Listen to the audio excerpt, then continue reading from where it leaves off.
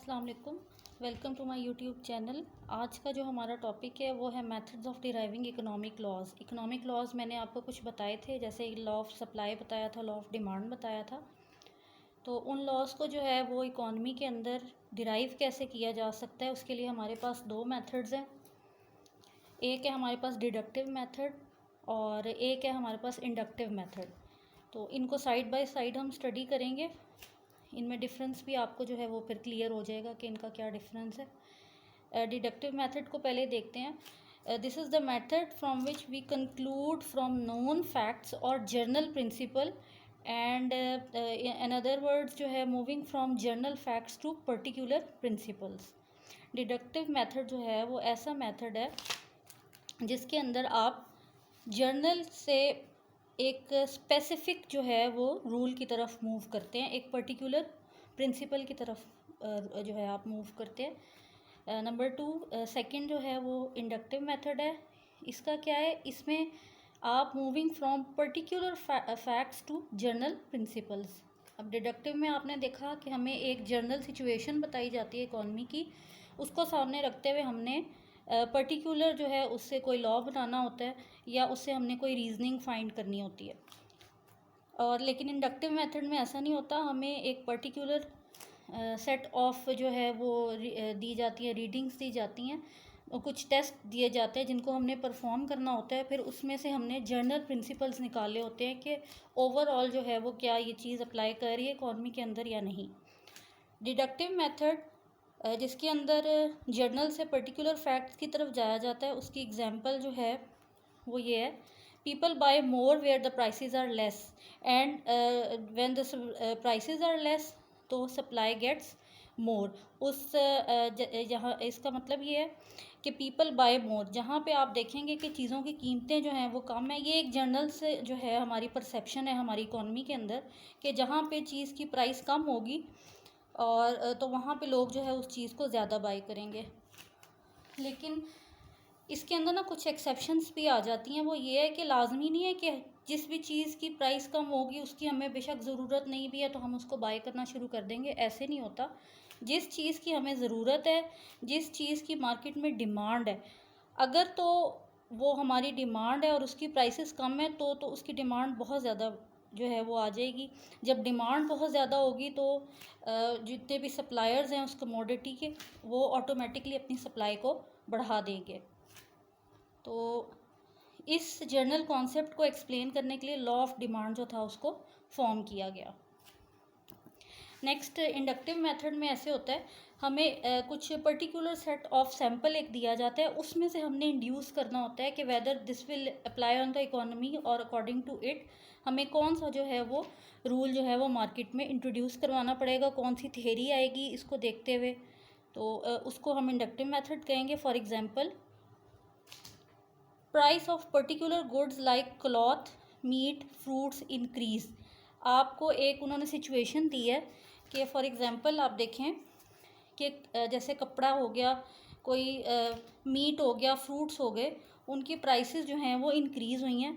अब हमने देखना है कि जब प्राइस इंक्रीज़ हुई है तो whether shopkeepers will increase the supply of them और डिक्रीज़। देखें जी, प्राइस एक चीज़ की इंक्रीज़ हो रही है तो शॉपकीपर्स का तो उसमें फ़ायदा है ना। एक चीज़ जो है उसकी प्राइस पहले 50 रुपीज़ थी, वो अब 100 रुपीज़ हो गई है, तो उसमें प्रॉफिट का मार्जिन भी जो है वो ज़्यादा होता है। लेकिन उसमें फिर एक एक्सेप्शन ये भी होती है कि प्रोवाइडेड अगर उस चीज़ की डिमांड भी मार्केट में मौजूद है तो फिर। खैर, एक्सेप्शंस तो इसमें बाद में स्टडी की जाएंगी, लेकिन जनरली जो ये कॉन्सेप्ट है वो इस तरह के हैं। और इसको देखते हुए फिर लॉ ऑफ सप्लाई जो है वो मार्केट में इकोनॉमिस्ट ने जो है वो दिया था अपना कि when price of a certain commodity increase it supply will automatically will increase by the suppliers of that commodity. So I hope ये दो छोटे से कॉन्सेप्ट थे, इनको समझना ज़रूरी था क्योंकि आगे जाके जो लॉज हम पढ़ेंगे उसमें ये हमारे काम आएंगे।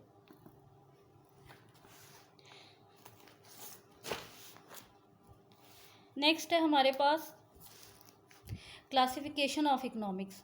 क्लासिफिकेशन ऑफ इकोनॉमिक्स के दो पार्ट्स हैं।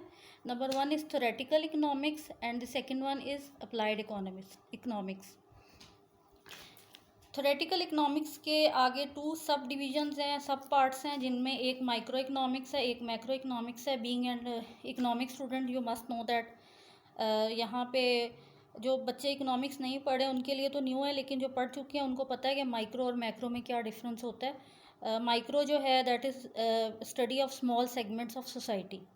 छोटे छोटे सेगमेंट्स को स्टडी किया जाता है सोसाइटी के अंदर, और फिर उससे जो है वो निकाला जाता है ये रूल निकलता है, या उसमें से जो भी रिज़ल्ट निकाला जाता है कि फॉर एग्ज़ाम्पल एक घर है एक इलाके में, उन लोगों की ज़रूरियात को देखते हुए डिफरेंट इसी तरह उससे रिलेटेड जितने भी घर हैं सबसे डेटा कलेक्ट किया जाता है।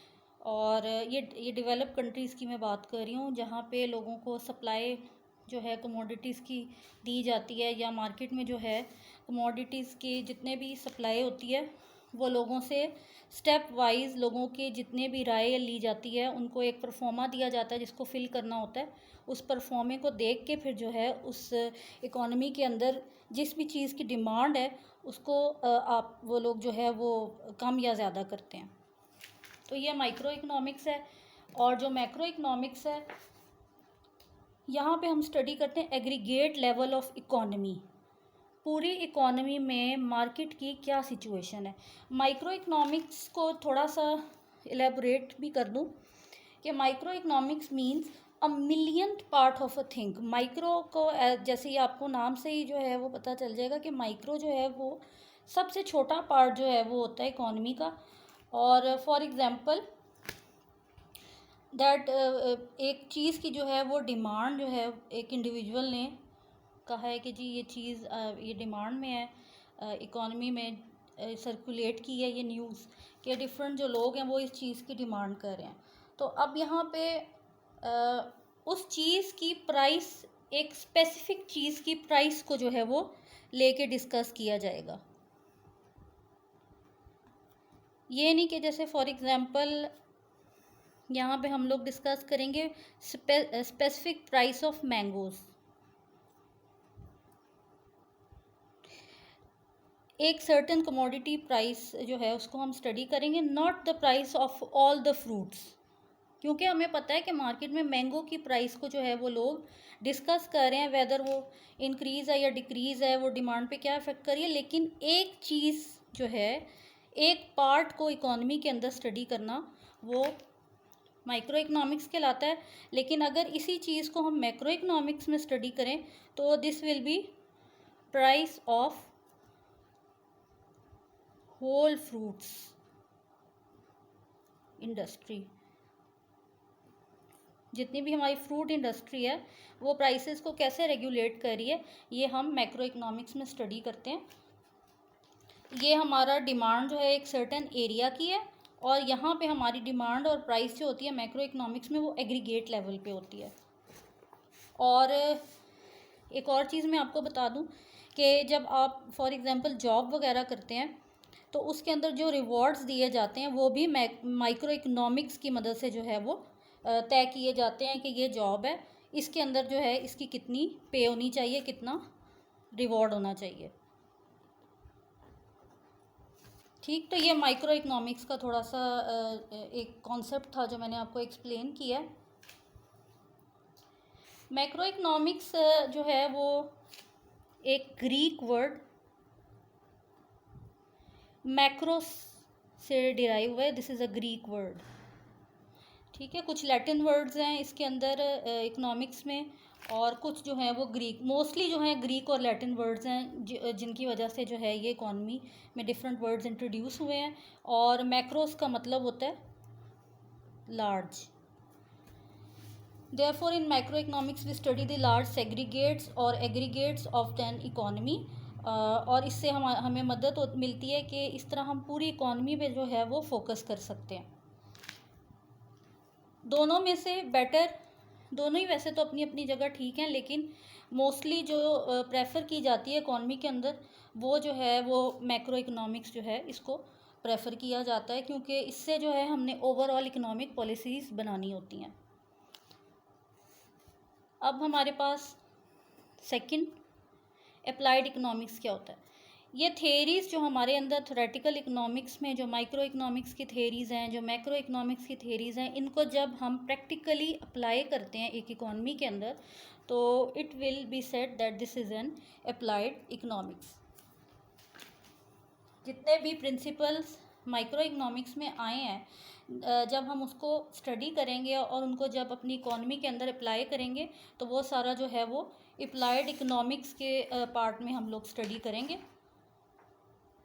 जिस तरह इसका मतलब, जैसे आपको पता है कि इकोनॉमी ऑफ अ कंट्री में जो है, मैंने आपको पहले भी बताया था, land, labour, capital and organisation होता है। तो लैंड, लेबर, कैपिटल, ऑर्गेनाइजेशन। अब ये अप्लाइड कैसे इकोनॉमिक्स होगी, हमें यहाँ पे एक, जैसे हमने लॉज पढ़े हैं, तो लॉज में हमें किसी एक लॉ में आपने पढ़ा था जी, लैंड, लेबर, कैपिटल जो हैं ये मिला के ऑर्गेनाइजेशन बनाते हैं। ये बनाते तो हैं, लेकिन जब ये एक इकोनॉमी के अंदर अपना काम स्टार्ट करेंगे तो फिर ये अप्लाइड इकोनॉमिक्स में आएगा। ठीक है, इसको आप प्रैक्टिकल इकोनॉमिक्स भी कह सकते हैं, इसको आप अप्लाइड इकोनॉमिक्स भी कह सकते हैं। एक और इम्पॉर्टेंट थिंग जो मैंने आपको बतानी थी, माइक्रो इकोनॉमिक्स का सेकंड नेम है प्राइस थेरी। क्योंकि मैंने आपको बताया है कि यहाँ पे हमारी जॉब्स के सिले में रिवॉर्ड्स जो हैं वो तय किए जाते हैं, तो ये हमारी काम की जो है ये प्राइस है, तो इसकी जो हमारे काम की प्राइस है उसको रिवॉर्ड कहा जाता है, या हमारी जो पे जो भी होती है। तो अब आते हैं अप्लाइड इकोनॉमिक्स की तरफ। अभी मैंने आपको बताया कि लैंड, लेबर, कैपिटल जो हैं ये ऑर्गेनाइजेशन बनाते हैं मिलके, और जब ये ऑर्गेनाइजेशन अपना प्रैक्टिकल काम शुरू करेगी इकोनॉमी के अंदर, तो फिर ये अप्लाइड इकोनॉमिक्स जो है वो इसको कहा जाएगा। इसके अलावा डिफरेंट, जब एक इकोनॉमी के अंदर काम हो रहा है तो उसमें डिफरेंट प्रॉब्लम्स भी अराइज होंगी, उनको मैयर किया जाता है, तो उस मैयरमेंट को भी जो है हम अप्लाइड इकोनॉमिक्स में स्टडी करते हैं। फिर monetary and fiscal policies of a country, economic stability of a country, economic growth of a country, ये सब चीज़ें जो हैं ये हमारी अप्लाइड इकोनॉमिक्स के अंदर आती हैं, क्योंकि हमने प्रैक्टिकली इनको एक तो स्टडी करना होता है, फिर इनके ऊपर हमने इसके जो हैं वो जितने भी सॉल्यूशंस होती हैं प्रॉब्लम्स की, वो हमने निकालनी होती हैं, फिर उनको इकोनॉमी के अंदर अप्लाई करना होता है। तो जब हम सारी प्रॉब्लम्स को स्टडी करेंगे और उनका सॉल्यूशन निकालेंगे, और सॉल्यूशन निकाल के हम उसको दोबारा इकोनॉमी में अप्लाई करेंगे, तो वो सारा जो है वो अप्लाइड इकोनॉमिक्स में आएगा। इसी तरह 5 ईयर प्लान, किसी भी कंट्री में 5 ईयर प्लान्स बनाए जाते हैं, उनकी करंट सिचुएशंस को देख के उसमें बजट डिवाइड किया जाता है, और फिर प्लानिंग की जाती है कि किस सेक्टर में कितना जो है वो बजट इन्वेस्ट होगा। तो ये सब 5 ईयर प्लान जो है ये बहुत इंपॉर्टेंट है, अप्लाइड इकोनॉमिक्स का ये बेसिक पार्ट है। तो इसके अंदर क्योंकि ये टोटली जो है ये हमारे प्रैक्टिकल वर्क पे जो है ये डिपेंड करता है। इसके अलावा रोल ऑफ फॉरेन एड आ रही है, हमने उसको अपनी कंट्री में, हमें एड मिली है तो हमने उसको अपनी कंट्री में कैसे यूज़ करना है, ये भी सारा अप्लाइड इकोनॉमिक्स ही हमें बताती है। तो ये डिफरेंट छोटी छोटी जो थी ये टाइप्स थी, कॉन्सेप्ट थे इकोनॉमिक्स के, जो आगे चल के हमारे लिए हेल्पफुल होंगे। तो इंशाल्लाह कल हम फाइनल टॉपिक इकोनॉमिक्स का जो है वो पढ़ेंगे, इंट्रोडक्शन का, that is importance of the study of economics के।